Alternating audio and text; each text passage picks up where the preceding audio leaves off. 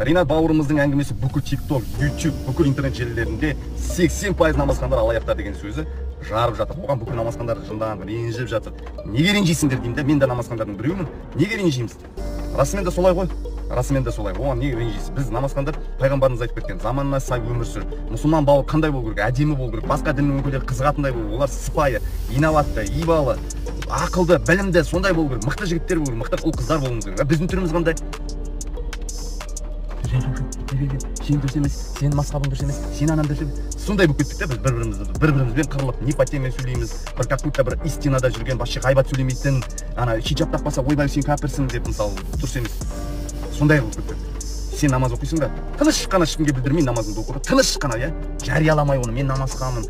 Бір үстіңдегі түрмен жарияламай бар ғой. Өзің әдепті, таза, стильный жігіт болып жүрсең, бәрі бүйтіп қарайды. Қандай жігіт?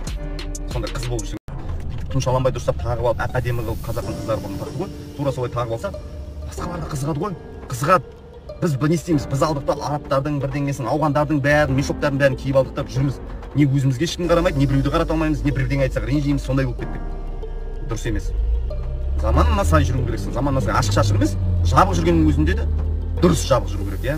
Сөйлегенде де әдепті, комментарияға боқтап жазбай намазхандар, иә. Сен аяқтан келіп намаз оқисың, аяқтан келіп аузың шіріп жатады. Дұрыс емес, дұрыс емес. Алаяқ болып кетеді, содан анау болып, мынау болып кетеді. Дұрыс емес. Ла иляха иллаллах деп көтеріп әңгімені ұрып тұрып алдап кететіндер бар ғой, жоқ емес. Сол бәрімізге жетеді. Барлығымыз ондай болмасақ та бір құмалақ бәріміз жетеді. Көрдің бе? Бүкіл. Оның ішінде сен қарамайды, мазхаб сен анадансың ба, мынадансың ба, қай жолдасың, ана жақтансың ба, мына Египетті оқып келдің бе, Турцияны оқып келдің бе, Арабиядан, қай ақида. Қарамайды ол. Бітті. Бір мұсылмандардың қатарына кетеміз бәріміз. Бітті. Дұрыс емессіңдер деген болды. Көрдің бе? Сол үшін не істеу керек? Өзімізден бастауымыз дұрыс. Ішкі дүние айтып жүрдің ғой алдында, хиджабты тақпас бұрын бірдеңе нетпесе, өзің ішкен дұрыстап ал, сыртың сонда соған сай болып кетіп келеді. Сыртың мен ішің сай келмесе, сондай әңгімелер артымыздан ереді де жүреді. Сондай.